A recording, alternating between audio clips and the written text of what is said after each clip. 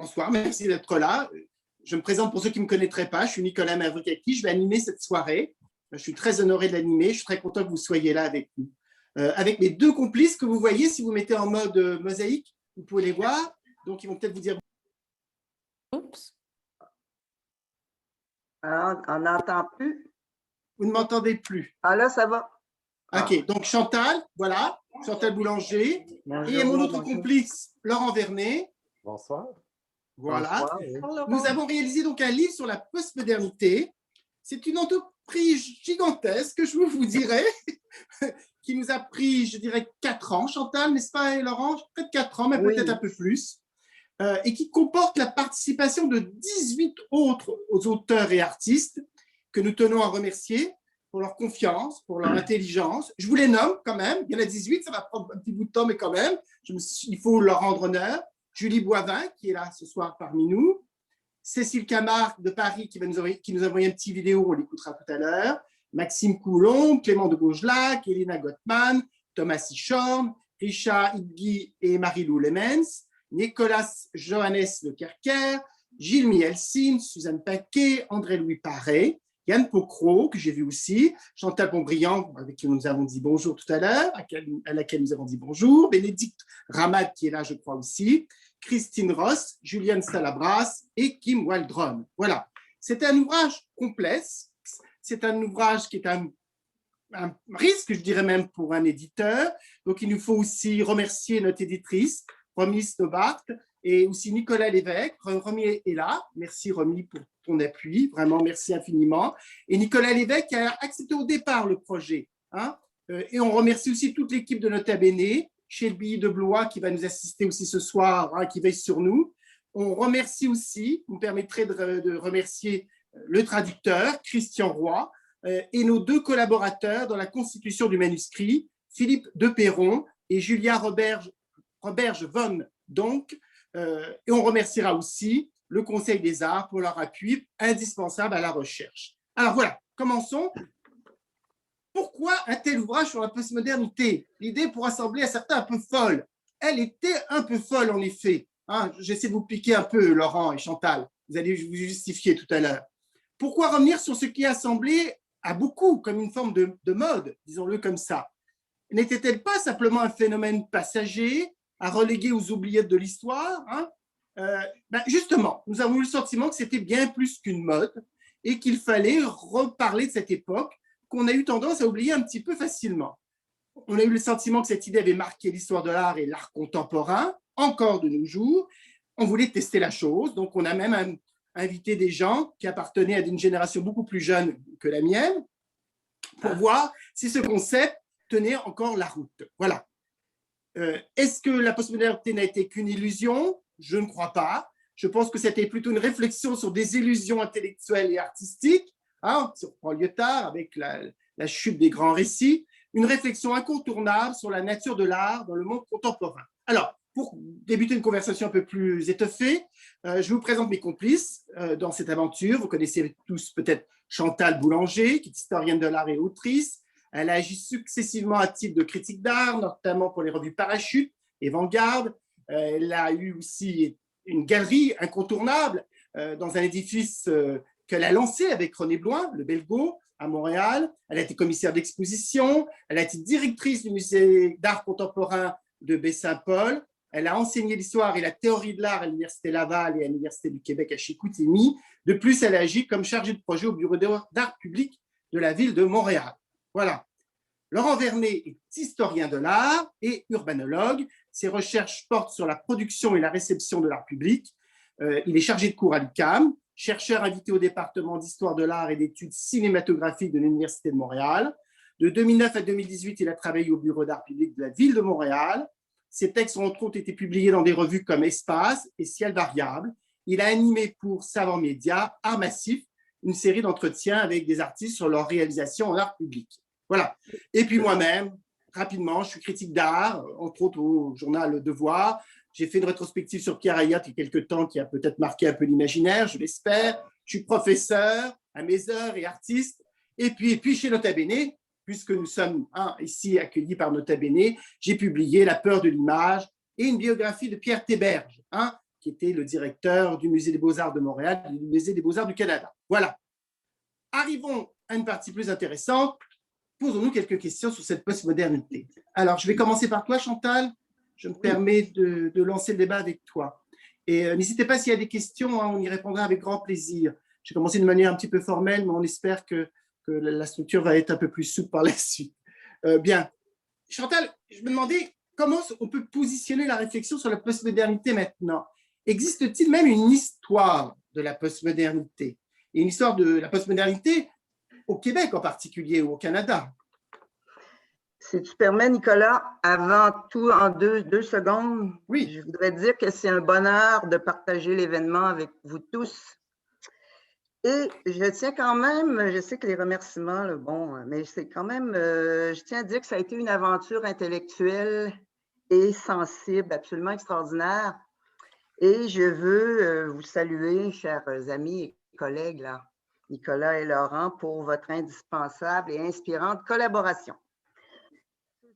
Bon, comment une histoire de la postmodernité, je ne pense pas qu'on ait eu la prétention d'aller jusque-là. Cependant, le livre explore certains jalons de la postmodernité. Pour ma part, je commence par quelque chose d'assez concret. Mon initiation à la postmodernité s'est faite de manière très concrète au Centre d'artistes, la Chambre Blanche à Québec. Et déjà, à l'époque, début des années 80, nous avions fait un événement qui était mémorable pour moi et pour d'autres, je pense, qui s'appelait l'objet fugitif, dans lequel on interrogeait le statut de l'objet et on définissait l'objet comme il était vu avec les nouvelles pratiques. Par ailleurs, c'était très actuel déjà. Par ailleurs, on avait fait un débat art local, art international. On avait déjà l'optique évidemment multidisciplinaire. Et Marie Chouinard avait fait une performance danse. Je crois que c'était une des premières qu'elle a fait. Donc, c'était vraiment un lieu de laboratoire, pratiquement de collaboration. Donc, ça a été une influence marquante pour moi avant toute approche théorique. C'était le premier volet. L'autre volet fut ma collaboration avec la revue Parachute pendant quelques années. Et à ce moment-là, bien, c'était un défi absolument incroyable à relever, puisque là, il s'agissait de parler de pratiques émergentes. Et la revue était quand même très ouverte aux jeunes auteurs dont j'étais, qui n'avaient pas d'expérience comme critique à l'époque. Donc, c'était comme deux pôles, le travail comme membre actif d'un centre d'artistes et le travail de critique à Parachute, donc qui m'ont permis d'approcher toutes les nuances de la question postmoderne. Alors, pour moi, la question, la dimension historique est très importante. Je posais la question existe-t-il une histoire? Mais évidemment, on travaillait beaucoup en comparaison avec la modernité et ce qu'elle avait été. Bon, par exemple, que l'œuvre d'art pour des théoriciens comme Clement Greenberg, c'était un objet autoréférentiel et bon, et qui se suffisait, et qu'il fallait toujours, il fallait toujours progresser dans la nouveauté au niveau formel. Donc, on se positionnait, disons, par rapport à ça, bon, de manière un peu intuitive. Donc, pour nous, bon, alors, les modes de signification étaient changés, la performance et l'installation dominaient vraiment, et on était vraiment très près à la Chambre Blanche et ailleurs, dans d'autres centres d'artistes aussi, on se promenait beaucoup, Toronto, pour voir ce qui se faisait. Donc, c'était vraiment extraordinaire comme façon de se sensibiliser. Donc, ensuite, toutes les questions, il n'était plus question que de l'objet, mais on parlait des méthodes, l'œuvre devenait un espace d'expérience. Et ce point était ensuite enrichi avec une ouverture aux réalités sociales, aux questions sociales beaucoup plus que ça n'est, parce que c'était absent beaucoup au niveau de la modernité. Et justement, en parlant de parachute, j'ai retrouvé un numéro de parachute au début des années 80 dont le thème était l'art dans le contexte social, dans un contexte social. Donc, cette dimension-là, c'était quand même novateur de pouvoir, à travers l'œuvre, explorer des dimensions sociales et pas uniquement un travail de la forme ou du contenu esthétique au sens plus strict de composante de l'œuvre. Beaucoup de penseurs ont traversé la postmodernité. Je ne vais pas parler de ça en détail, mais bon, certains étaient plus marquants, puis certains ont même parlé de la mort de l'art quand la postmodernité est arrivée. Bien sûr, bien sûr. On parlait de nihilisme, c'était Gianni Vattimo dans les années fin 80 qui disait que puisque l'art mettait en cause son propre statut, eh bien, est-ce que l'art existe encore? Donc, l'intérêt de cette réflexion était quand même pour moi de revoir les grands axes de réflexion de la postmodernité. Bon, on parlait beaucoup quand même de déconstruction des médiums et tout, mais bon, une sorte de rupture avec ce qui avait été l'art pendant des décennies. Maintenant, y a-t-il eu vraiment rupture? Moi, j'ai beaucoup de questionnements. Enfin, les réponses, est-ce que j'ai beaucoup de réponses? Je ne le sais pas. Bon, alors, les démarches postmodernes ont ouvert la voie, si on le dit, à une conscience sociopolitique aussi qui s'incarnait dans le travail des artistes. Bon, par exemple, aujourd'hui, on parle de féminisme, de gender, mais c'était déjà présent dans les années 60, 70, 80. On parlait déjà de psychanalyse, de lacanienne, de discours postcolonial, déjà. Donc, c'était quand même des assises et des avenues très présentes. Et bien, on peut se demander aujourd'hui où en est-on avec ça, c'est-à-dire que le monde n'est plus le même, le monde est dans un état d'instabilité, bon, le terrorisme, les pandémies, les migrations. Donc, on peut se poser la question de comment rendre compte d'un tel monde, c'est-à-dire le monde n'est plus celui des débuts de la postmodernité. Donc, comment rendre compte d'un monde atomisé, à la limite, qui est éclaté, avec une érosion culturelle quand même. Certains philosophes en parlent, comme Georges Leroux. Donc, voilà, on demeure sur des questionnements. Comment traduire des réalités qui sont tellement multiples et instables à plusieurs niveaux, environnemental, politique. Donc, si l'art prend en compte les questions sociales, eh bien, c'est tout un défi de traduire. Et moi, j'ai toujours eu, enfin, si je peux parler personnellement. Oui, pour conclure, peut-être Chantal. Je me dis, oui.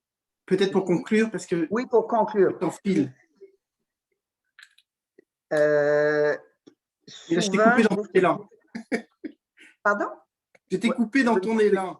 OK, d'accord. Ben, c'est pas grave. On peut revenir tout à l'heure, mais je trouve que est-ce que l'art comment peut-il rendre compte de manière, et est-ce que le public qui regarde ça devient vraiment conscientisé? Autrement dit, est-ce que l'art réussit à susciter un engagement social vraiment, ou si ce ne sont que les artistes qui les produisent oui, il y a un petit groupe de gens comme nous, quoi. Il y a un petit groupe de gens comme nous. C'est une bonne question quand même. Oui, tout à fait. Est-ce que ça Mais tu parles de l'éclatement des pratiques, ça nous amènera peut-être à poser une question à Laurent. Tu as beaucoup parlé de cet éclatement dans ton texte, Laurent, et je me demandais s'il restait des catégories à faire éclater dans le discours sur les arts, dans cette époque postmoderne. Qu'est-ce qui reste à faire, à pulvériser, à déconstruire? Ben, j'espère avoir peut-être contribué à pulvériser cette catégorie qu'on nomme art public et qui commence à un peu auto-éclater d'elle-même, en fait, comme je vous en parlerai dans un instant. Je voulais d'abord peut-être remercier et féliciter surtout, à titre plus personnel, toutes les personnes qui ont contribué à l'ouvrage, artistes, auteurs, mais surtout mes co-directeurs, parce que Nicolas, tu l'as dit d'entrée de jeu, ça a été une entreprise gigantesque, titanesque, je ne sais pas, ça serait quoi un autre superlatif dans ce sens-là, mais je pense que le jeu en vaut la chandelle. Le résultat est aussi beau que passionnant. C'est je vais dire quelque chose de vulgaire. Le livre, il est 28 $. Il est magnifique. Il est très bien imprimé, en couleur. Non, mais juste pour dire à quel point c'est... Tu vas faire du porte-à-porte, Laurent, ou quoi? Je peux aller vous emporter à la maison si vous voulez, il n'y a pas de souci. Achetez chez leslibraires.ca, puis j'irai après vous le porter. Mais bref, c'est un magnifique objet. Donc, je voulais déjà vous dire, nous féliciter. Ensuite, je voulais vous dire, je vais voler une idée à Julie Boivin, ma collègue de la maîtrise. Tu pourras rebondir après. Donc, on a fait notre maîtrise au début des années 2000, donc on ne rajeunit pas. Et donc, nous sommes des enfants de la postmodernité. Je pense que c'est important de rappeler, comme Julie l'a écrit dans son texte, que notre point de vue peut être différent de celui d'un Nicolas, d'une Chantal peut-être aussi. C'est une question de... On nous a enseigné la postmodernité, puis un peu, je pense qu'Yann Pocro le dit aussi dans son texte, que c'est quelque chose qu'on nous présente, qu'on prend pour acquis, puis finalement, avec lequel on apprend à composer, peut-être plutôt que peut-être d'avoir vu un discours théorique s'écrire devant nos yeux, j'ai envie de dire. Et peut-être que Nicolas, tu voudras nous parler de ça après coup. Donc, tout ça pour dire que notre point de vue, il est peut-être différent, en ce sens que la postmodernité me fait toujours penser, comme je l'ai écrit dans mon texte. En fait, je n'ai pas choisi de revisiter des pratiques, je le fais quand même, là, littéralement postmodernes, mais cela pour dire que je m'inspire toujours de ces textes, par exemple, que Lise Lamarche nous faisait lire en 2002. Voilà. Donc, j'ai voulu explorer cette question de l'éclatement des catégories, mais aussi de l'éclatement du discours, parce que je pense il nous faut réfléchir comme historiens de l'art au point de vue que nous avons sur les pratiques que nous inscrivons dans un discours, dans un récit. Il faut réfléchir en fait à comment nous articulons ces récits pour éviter d'en faire des méta-récits, ce qui se passe avec certaines catégories aujourd'hui, dont celle de l'art public. Donc, je me suis posé la question dans mon texte à savoir, est-ce qu'il y aurait certaines leçons des philosophes postmodernes dont on n'aurait pas peut-être tenu compte, sur lesquelles il y aurait peut-être un peu de travail à faire. Et c'est ainsi que j'ai décidé d'aborder cette question qui m'obsède depuis quand même plusieurs années, à savoir qu'est-ce qu'elle signifie, cette catégorie art public, et comment on devrait la remettre en question, est-ce qu'on devrait l'éclater, comme tu le dis, Nicolas. Donc, je me suis aidé dans cette tâche sur un texte qui me paraît toujours aussi important aujourd'hui, La sculpture dans le champ élargi de Rosalind Krauss, publié en 1979. Un texte qui est postmoderne, mais qui ne mentionne que le mot postmodernisme une fois, de façon timide. Donc, mais ça reste quand même un moment marquant dans le développement de cette pensée. Et puis, je me suis aussi appuyé sur un corpus de pratiques artistiques qui sont issus dans la foulée de la postmodernité, qui ont remis en question le concept même d'art public. Donc, pourquoi est-ce que cette question m'intéresse? Parce que si on regarde ce qui se passe, les pratiques artistiques dans les espaces publics, on les fait toutes entrer dans une même catégorie, dans une même case qu'on appelle art public, malgré le fait qu'elles opèrent toutes ces pratiques sur des schèmes, sur des paradigmes différents. Alors, il est très fréquent qu'on nous parle de pratiques temporaires, éphémères, interventionnistes, qu'on nomme comme étant de l'art public, alors que finalement, à mon avis, elles n'en sont pas. Deuxième chose que je pourrais noter, en fait, c'est qu'on semble nous dire qu'il y a une continuité historique dans l'art public. Il y a certains auteurs, puis ça m'amuse beaucoup, là, qui produisent une espèce de méta-récit de l'art public qui nous font remonter, en fait, on inclut la statuaire et le monument dans l'art public, mais on va jusqu'aux grottes de Lascaux, bref, je cite des choses en ce sens-là dans mon texte. Donc, pour moi, c'était très éclairant à savoir que je me suis inspiré de Krauss, mais quand je relisais Krauss, elle décrivait exactement ce qui s'est passé avec la catégorie sculpture à son époque, que moi, je pouvais observer avec cette catégorie qui était art public. Donc, voilà. Donc, justement, elle voyait bien que la sculpture était considéré comme une catégorie universelle dans laquelle on faisait entrer plein d'œuvres du type des earthworks, des relevés photographiques, des installations. Alors, et elle en vient à la conclusion que sculpture, c'est une catégorie historique et non universelle. Donc, c'est un peu sur ces questions que je joue, en fait, dans mon texte. Voilà. Est-ce que, côté temps, vous voulez que j'ajoute un peu ou vous voulez qu'on passe à Nicolas? Comme tu veux, Laurent, moi qui ai déjà des questions, mais sinon, avant d'arriver à... Ben, je pourrais juste dire cette chose, c'est que je m'inspire quand même d'un certain nombre de pratiques qui se déploient dans les espaces publics que l'on a vu naître avec la postmodernité. Donc, des pratiques comme le New Genre Public Art, le Art in the Public Interest, qui sont nées dans les années 60-70, qui ont été théorisées un peu plus tard, au tournant des années 90. Peux-tu nous en expliquer une d'entre elles brièvement? Oui, celle que je prends, l'exemple que je prends, c'est cet exemple de, je vais dire, de Suzanne Leslie, je crois. Donc, il faudrait que je retourne voir. Donc, c'est une œuvre qui a été faite à Chicago, vraiment dans les années 90. C'est une forme d'hommage commémoratif qui est reposé sur un processus de collaboration avec la communauté. Donc, ce type d'engagement-là qu'on croit si actuel, qu'on met vraiment de l'avant aujourd'hui dans les processus de médiation culturelle, il existe depuis très longtemps sous des formes qui cherchaient à contester ce qu'était la catégorie art public. Donc, pour moi, il y a une histoire de ces pratiques-là qui existent, qui méritent d'être peut-être théorisées.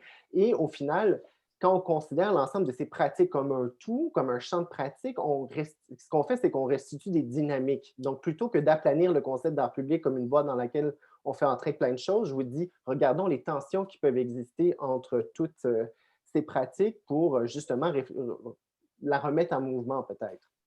Oui, et puis tu fais la différence à des pratiques aussi qui sont en lien avec les communautés dans lesquelles elles émergent.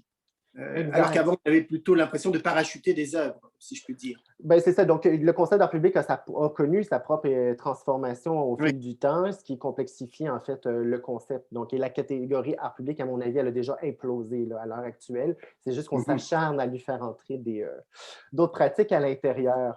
Puis, peut-être juste pour conclure, j'avais envie je cite en fait une citation que j'aime beaucoup de Lise Lamarche, que Nicolas, tu connais mon amour pour cette citation. Je n'en ferai pas la lecture aujourd'hui parce que je pense que c'est à tout le monde d'aller chercher le livre et d'en prendre connaissance, mais c'est tout ça pour Lise Lamarche, dans cette citation qui est absolument délicieuse, nous dit à quel point l'art public est une pratique complexe, hétérogène, qui n'est pas faite sur un moule, un modèle. Et je pense qu'il y a des leçons qui existent depuis longtemps, depuis Cras, depuis Lamarche, qu'on n'a pas entendues et que ces points de vue peuvent nous aider peut-être à réécrire une autre histoire de l'art.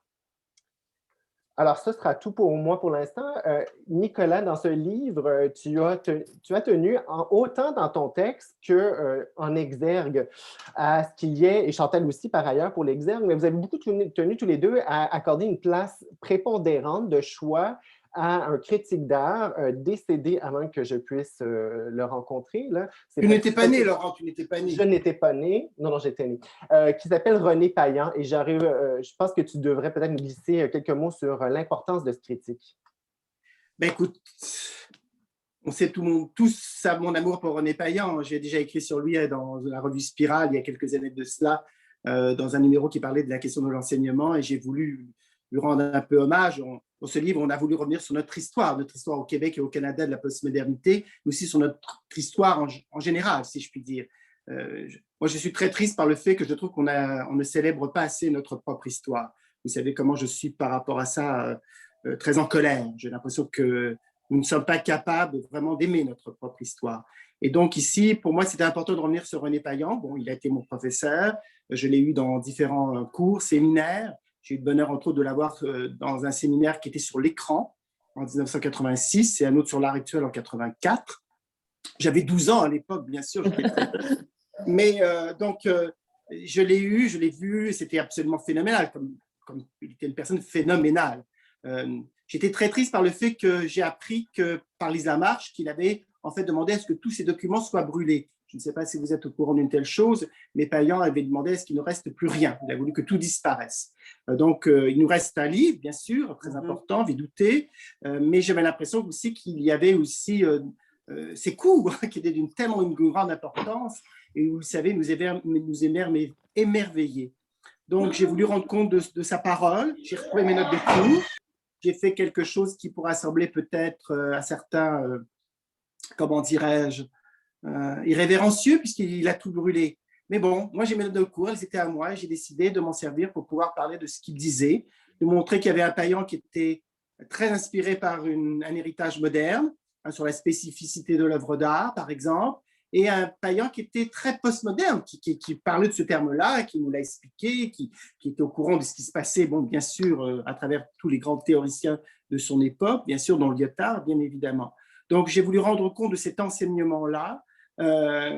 J'ai voulu rendre compte aussi d'une charnière où on passe de cette spécificité de l'œuvre d'art et des médiums artistiques à une réflexion sur les conditions pour qu'il y ait œuvre d'art. C'est Payan lui-même qui disait ça. Hein.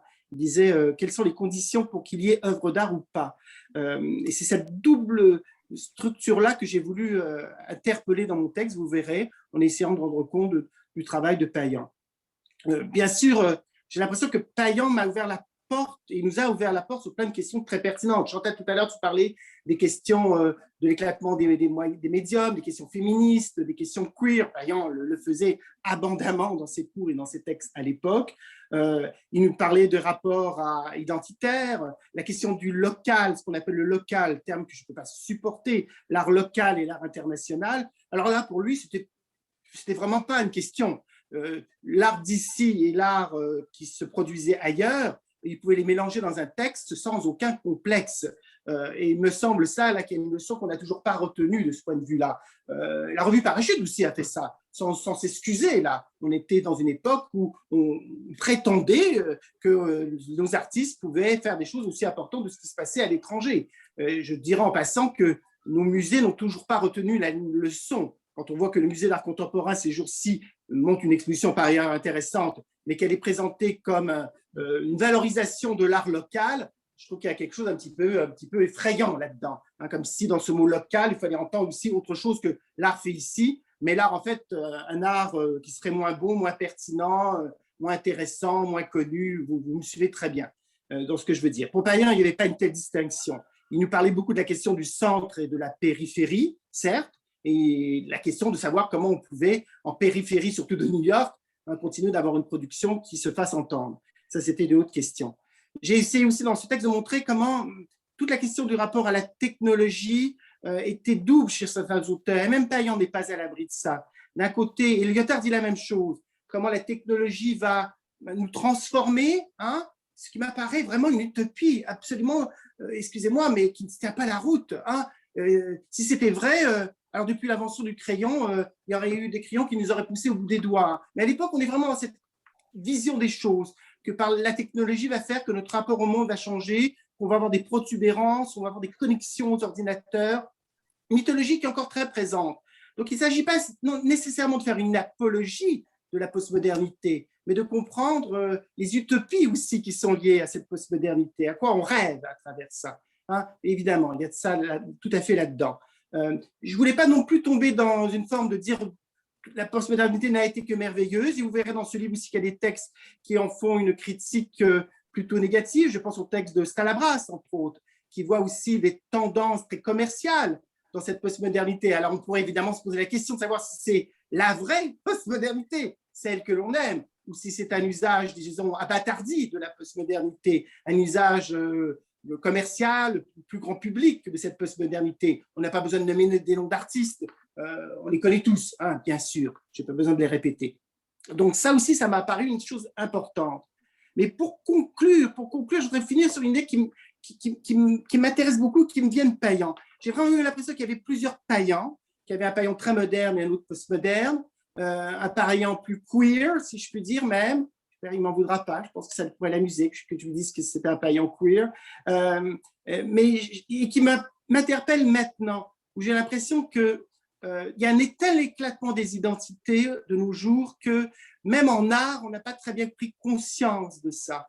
Je vous donne un exemple, c'est la Biennale de Venise, ça me semble tellement loin maintenant, en 2019, où donc, le commissaire a voulu, qui s'appelle Ralph Rugoff, a voulu montrer à la fois des œuvres connues des artistes, une production auquel on s'attend, et en même temps, dans un autre lieu, donc à l'Arsenal, il montrait des œuvres d'artistes, de ces mêmes artistes, mais qu'on ne connaissait pas ou qu'on n'attendait pas. Et je trouvais ça extrêmement pertinent de nous montrer que même la production des artistes pouvait être éclatée. Et j'ai l'impression que la leçon à retenir de ça, et si vous allez lire mon texte, vous verrez que j'essaie de rendre compte de cette idée-là, que la postmodernité, c'est une tension, en fait, continuelle, entre un désir que l'artiste et l'art nous disent une vérité absolue, est-ce qu'il y a encore un espoir? Et en même temps, cette sensation effrayante, que finalement, tout ça, c'est juste un contexte et que tout ça ne veut rien dire en dehors de ce contexte. Voilà. Je fesse un peu fort. Mais voilà. Alors, pour continuer, nous avons bien d'autres personnes dans cet ouvrage et parmi ceux-ci, nous en avons 3 ce soir que nous avons convié à parler. Je vais te céder la parole, Chantal Boulanger, pour que tu puisses présenter Chantal Pontbriand. Voilà, tu peux peut-être nous présenter une courte biographie. Peut-on faire une courte biographie de Chantal Pontbriand? Oui, mais non, c'est ça, on ne peut pas parce que c'est une belle biographie. J'y vais. Et puis, par la suite, voilà, Chantal nous parlera de sa vision de la postmodernité. Bien, d'abord, je tiens à dire que je n'imaginais pas cet ouvrage sans la participation de Chantal Pontbriand pour des raisons que plusieurs d'entre vous connaissent. Alors, Chantal Pontbriand, œuvrant tant sur la scène internationale dès ses débuts, est commissaire critique d'art, éditrice, muséologue, consultante, experte en planification stratégique, c'est important. Son travail explore des problématiques vraiment mondialisation et hétérogénéité. Bon, phénomène qui a fait histoire. Elle est directrice fondatrice de la revue Parachute et elle a dirigé avec cette revue 125 numéros de 1975 à 2007. Elle a été commissaire de nombreux événements, expositions, colloques, dont Performance en 1980. Premier événement à investiguer, investiguer le concept de postmodernité. Elle a donc aussi cofondé et dirigé le Festival international de la nouvelle danse à Montréal de 1985 à 2003. Bon, elle a aussi vécu à Paris, à Londres, où elle fut successivement Head of Exhibition Research and Development à la Tate Modern et professeure associée aux universités Sorbonne, Paris 4 et Sorbonne Abu Dhabi en études curatoriales. Elle a réalisé de nombreux projets en Europe. Elle a réalisant de nombreux projets, elle a fondé WORKS, We, Others and Myself, Research, Knowledge and Systems depuis 2017. À nouveau à Montréal, elle prépare un nouveau type d'événement international en art contemporain qui nous intrigue beaucoup. Sphère, de même qu'elle cogite, elle prépare de nouvelles publications, ses 23e et 24e livres, Pourquoi la performance aujourd'hui? Et Changing Institutions for Changing Times. Alors Chantal, nous sommes tout écoute. Bonjour à tous, bonjour à vous 3 et félicitations. Je suis très touchée de me compter parmi vous et d'avoir une voix aussi dans ce livre sur un sujet qui m'est cher et qui m'a accompagnée, pour ainsi dire, toujours, et qui va continuer à m'accompagner.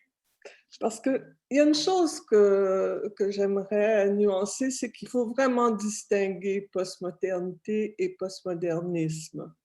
Moi, je me méfie de tous les ismes parce qu'en général, ça veut dire qu'une idée ou un concept est devenu une chose convenue, édulcorée, et surtout formatée. Et moi, je me suis toujours intéressée plutôt à ce qui éclate, à ce qui explose.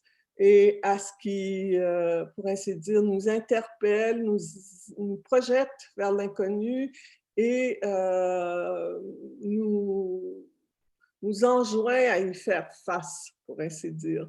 Alors, donc, oui, le postmodernisme, j'espère, est une chose du passé, mais certainement pas la postmodernité, étant donné que ce concept correspond au début d'une ère dans laquelle on est et avec laquelle on n'a pas fini de ruser. Et c'est bien ce que vous disiez tous les deux, Nicolas et Chantal, en disant oui, mais comment on peut faire pour faire avec le présent. Et donc, on est actuellement dans une époque post l'an 2000 et bientôt post-Covid qui me fait énormément penser au début des années 70, quand très jeune, je suis arrivée sur la scène et où on était en plein dans l'après 68 qui avait bousculé la Terre entière et où il y avait eu des mouvements et des résonances énormes ici même au Québec. Et puis, on était aussi dans l'après-révolution tranquille. Et pour moi, c'est un peu le même mouvement. La mouvance de 68 et la mouvance de la Révolution tranquille, ça se correspond à peu près dans le temps. Et ça correspond dans ce grand changement de civilisation, je dirais, qui a eu lieu suite aux deux grandes guerres mondiales au XXe siècle et qui ont fortement ébranlé les a priori du modernisme, pour ainsi dire, le progrès, par exemple. Bon, toute cette question qui était aussi la colonisation a commencé à être très ébranlée et ça se cristallisait dans ces années-là. Ce sont toutes des choses qui sont encore là, qu'on est encore en train d'essayer de combattre et on est toujours en train d'essayer de trouver d'autres solutions, d'autres façons de faire. Moi, je ne suis pas très... Il y a certains mots qui me fatiguent un peu. Je vous ai dit postmodernisme, mais je vous dirais aussi des mots comme décolonisation, tous les D. Moi, je trouve qu'il faut tout axer plutôt sur le potentiel qu'on a de changer le monde, de changer la vie, de se changer soi. Et ça c'est porteur, je crois. Alors, il faut donc être ouvert au changement pour soi-même se changer et changer le monde autour de soi. C'est une tâche difficile, mais nécessaire. Et on peut être confus, on peut être mêlé dans des époques comme la nôtre, comme on l'a été très fort dans, justement, quand ces grands changements se produisaient fin des années 60, début des années 70. Mais je ne pouvais pas m'empêcher tout à l'heure, en pensant à maintenant, au fait que j'ai mis une citation de l'auteur des Remarques mêlées, c'est-à-dire Ludwig Wittgenstein. En début de mon texte, je vais me permettre de la lire rapidement. Il dit « L'objet est le stable, l'existant, la configuration est le changement, l'instable, la configuration des objets forme l'état des choses, tout ce que nous voyons pourrait aussi être autrement. Il n'y a point un ordre de choses a priori. » Et c'est bien ça la postmodernité. Il n'y a point un ordre de choses a priori parce qu'il ne peut pas y en avoir. Dans un monde libre et ouvert, il ne peut pas y en avoir. Donc, il faut apprendre à composer avec ce monde en changement, y compris son versant ultra techno actuel. Et moi, je ne suis peut-être pas tout à fait d'accord avec Nicolas sur l'interprétation que Lyotard a fait des technologies, parce qu'au contraire, je pense qu'avant tout le monde, il a compris qu'il fallait composer avec, se définir avec. Et aujourd'hui, des jeunes philosophes qu'on considère parmi les meilleurs, comme Catherine Malabou, écrivent sur ces questions-là et écrivent sur ces questions-là dans le sens, par exemple, d'une Donna Haraway, qui, quand elle parle du monde humain, elle le met en vis-à-vis avec le monde végétal et le monde animal comme étant vraiment le même monde et non pas des règnes séparés. Alors, nous, il faut essayer de penser l'art comme ça, c'est-à-dire comment être avec l'autre, comment être ensemble, comment organiser, penser des dispositifs avec ce qui est là devant nous, ce qui nous attend et ce qui est d'une urgence parce qu'on est au milieu de cette donne qui peut ressembler à un chaos. Il faut inventer des dispositifs qui nous permettent de faire avec. Alors, moi, je suis allée très, très tôt dans le sens de la performativité parce que c'est cette approche-là qui, à mon sens, allait nous permettre d'évoluer et de trouver justement ces façons de faire pour vivre, tout simplement. Alors, donc... Chantal, je vais devoir te couper, mais peut-être que nous pourrons reparler de ça dans la période des questions aussi, si ça ne te dérange pas. Oui, je pense que j'ai pas mal fait le tour, de toute Merci. façon, de ce que je voulais dire. Je pense que je n'ai pas expliqué en profondeur parachute, pourquoi j'ai fait parachute dans ce sens-là, pourquoi j'ai fait le fine dans ce sens-là. Le musée que j'ai conçu à Toronto allait dans ce sens-là et les nouveaux projets que je mène maintenant, comme le Demographics que j'avais pensé à Toronto et puis Sphère. En fait, ce qui est important aussi de comprendre, c'est la question des formes. Il n'y a pas de forme au singulier, il n'y a que des formes au pluriel et il n'y a plus de discipline ni de genre. Ça, c'est super important. Il faut admettre ça si on veut avancer. Et là, je vais dans le sens de Laurent. N'est-ce pas, Laurent?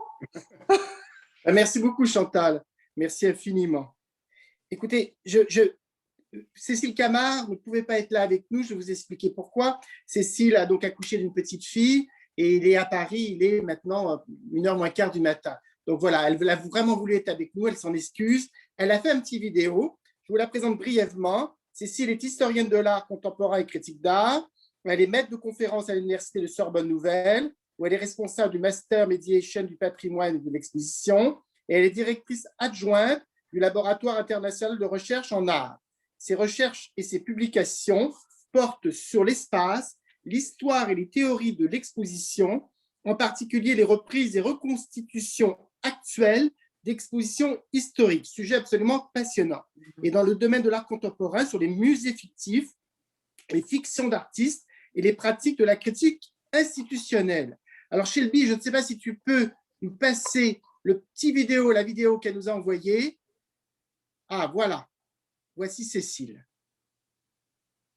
Bonsoir à toutes, bonsoir à tous. Je suis très heureuse de participer à ce lancement dans un espace-temps parallèle à distance.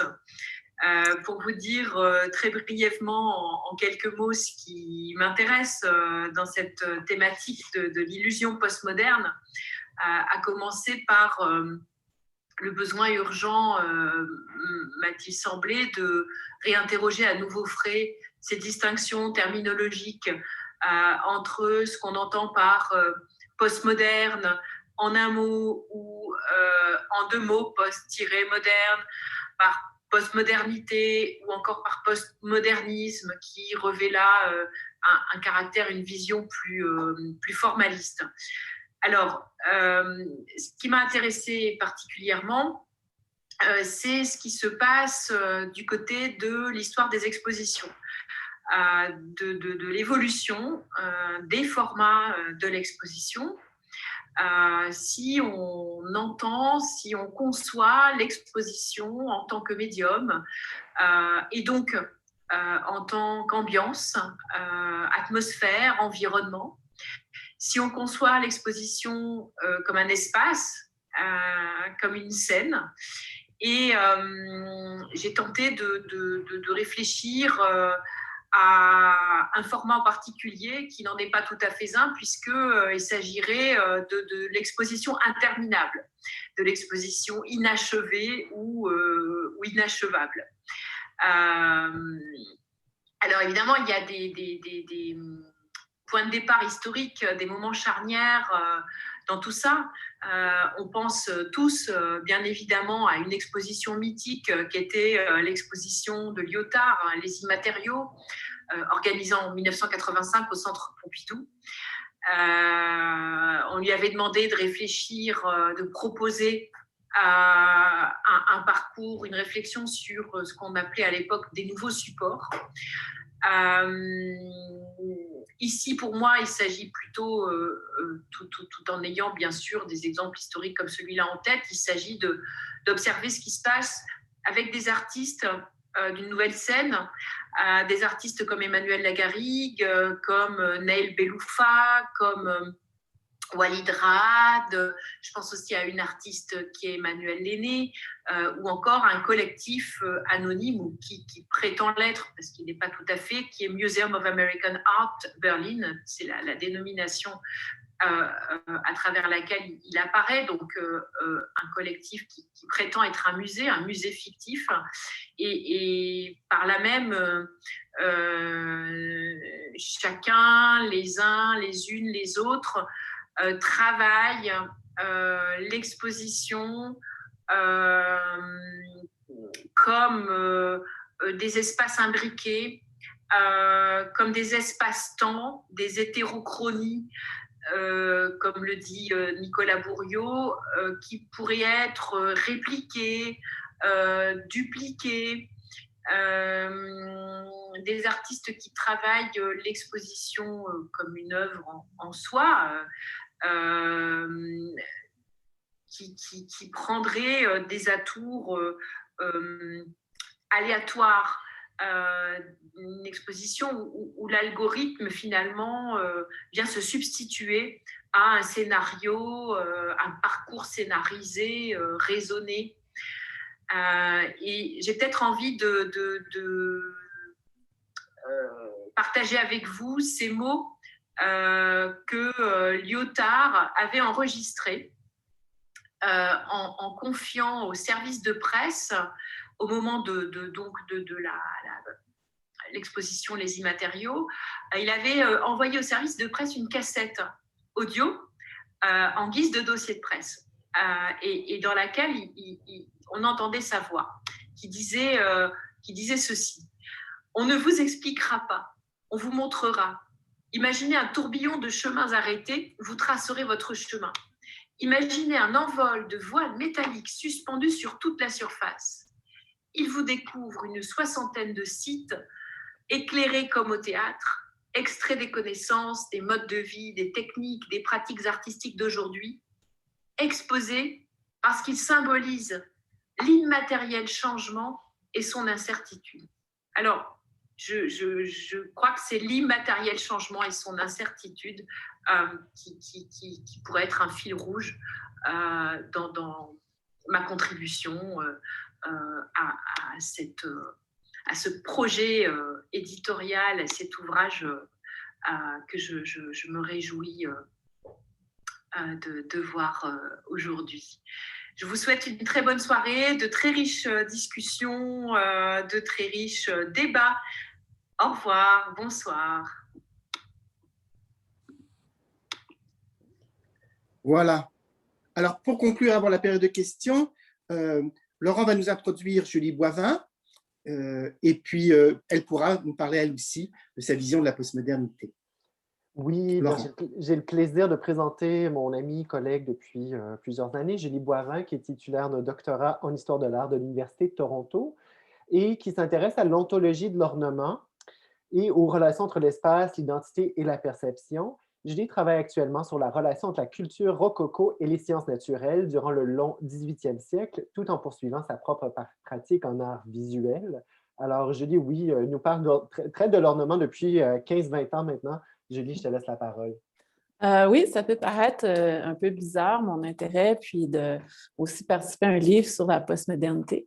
Mais avant de parler, je voulais aussi remercier Laurent de l'invitation de participer et tous les co-auteurs. Ça me fait vraiment plaisir de pouvoir être avec vous et de faire partie de ce collectif. Et j'ai vraiment hâte de tous vous lire. C'est vraiment passionnant, tous vos points de vue. J'ai pris des notes. J'ai très, très hâte de voir le livre. Félicitations à tous. Donc, de mon côté, mes questions sont un peu nihilistes en un sens. Je suis rendue, c'est une question de la postmodernité qui, je me suis posée aussi, où est l'auteur d'histoire de l'art maintenant? J'aime même pas le terme histoire de l'art. Je pense que c'est un terme qui est peut-être désuet. Et quand on regarde, on essaie de parler, on crée des discours, tout ça, les artistes vont toujours créer. Les consommateurs, le public va toujours consommer. Présentement, avec les nouveaux médias, la critique d'art, la personne qui met en mots la culture visuelle, elle peut être même mise de côté parce qu'avec des trucs comme Artnet, les artistes vont de l'avant et peuvent tout simplement publier leurs choses et l'art peut être consommé grandement et facilement. Donc, la question un peu où est-ce qu'on se situe dans les gens, nous, qui créent ces discours-là. Et moi, dans ma propre pratique, je me suis vraiment dit, OK, non, c'est important de se positionner, de dire l'auteur qui n'existe pas, l'auteur disembodied author, qu'on dirait en anglais. C'est important de le sortir du discours et de vraiment prendre position quand on est auteur, de dire d'où on vient, qui on est, pourquoi on a cette position-là. Et donc, moi, je suis un enfant de la postmodernité, comme Laurent l'a bien dit. On a été formés par des gens qui ont été formés, qui ont bâti dans la postmodernité. Donc, nous, on a reçu ce discours-là presque comme un acquis. Et j'ai pris le miroir et je me suis dit, qu'est-ce que ça donne? Qu'est-ce qu'un enfant de la postmodernité va écrire? Ben, en fait, ça fait que je déconstruis, on n'aime peut-être pas le terme, mais pour moi, les barrières n'existent pas. Que je sois quelqu'un qui fait de l'art ou quelqu'un qui écrit ou quelqu'un qui est maman, tout ça, c'est la même chose et ça paraît dans le discours que j'écris. Les choses du quotidien ou les choses théoriques vont comme s'entremêler. Et donc, la question était de se dire, où est-ce que ce discours-là peut aller maintenant, le discours de l'histoire de l'art? Donc, c'est un peu ce que j'ai voulu poser dans mon texte. Alors, j'ai regardé un peu ma propre pratique et donc, moi, quand j'ai fait mes recherches, c'est de ça que je parle au début du texte, j'étais très intéressée par l'art du 18e siècle et l'ornement rococo particulièrement, qui faisait face à beaucoup de critiques, autant au 18e siècle que maintenant. Les gens n'en parlent pas beaucoup, les gens ont de la misère à en parler dans le département d'histoire de l'art. Il n'y a pas de cours sur le rococo ou très peu.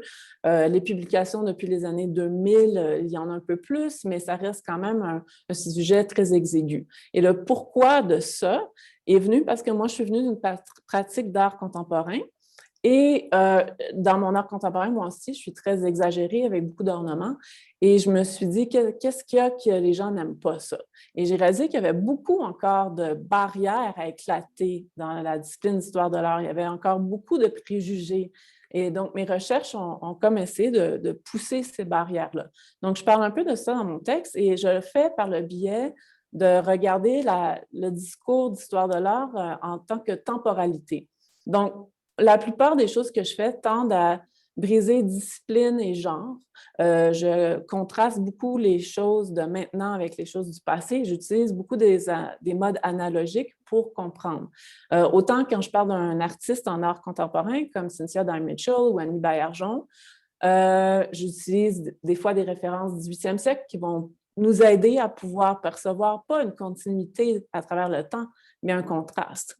Et autant je prends des œuvres de David Cronenberg et des moments dans ses films que je contraste avec des œuvres de Lajoie en 18e siècle. Donc, de très gros contrastes. Et j'ai utilisé ici 3 auteurs.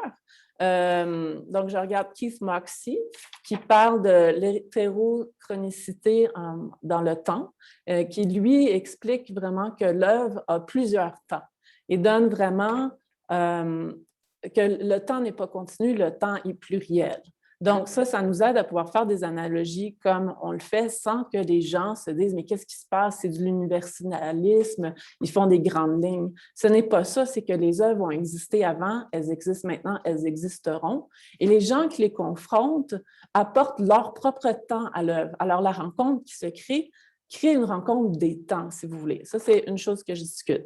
Ensuite, je discute aussi George Didier Huberman, qui, lui, dans un texte très connu, parle de l'heuristique de l'anachronisme, donc qui, lui aussi, parlait d'une espèce d'éclatement des temps quand il parle de Fra Angelico et en même temps de Jackson Pollock. Et que des fois, on peut avoir des moments quand on regarde quelque chose d'historique et ça nous éclate dans la tête, on pense à quelque chose de contemporain, on a une confrontation des temps.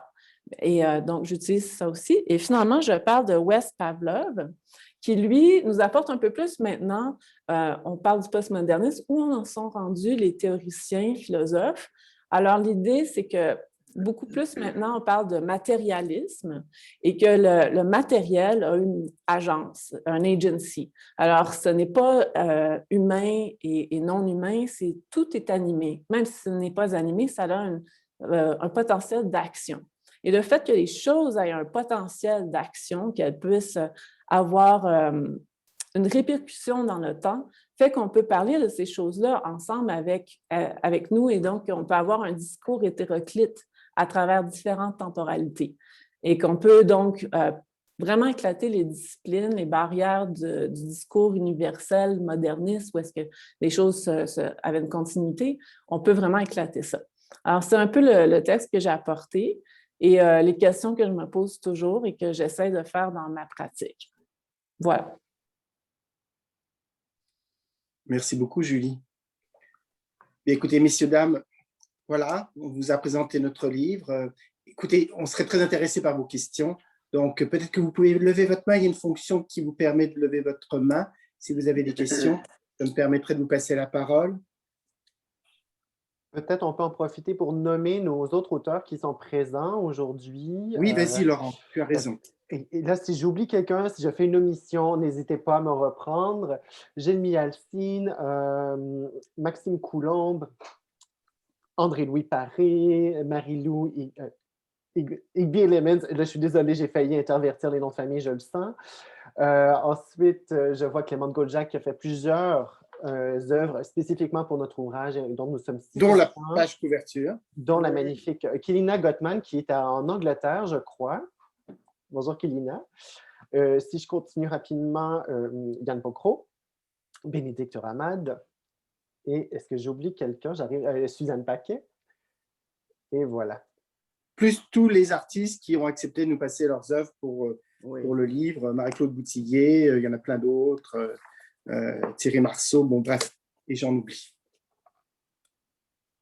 Voilà.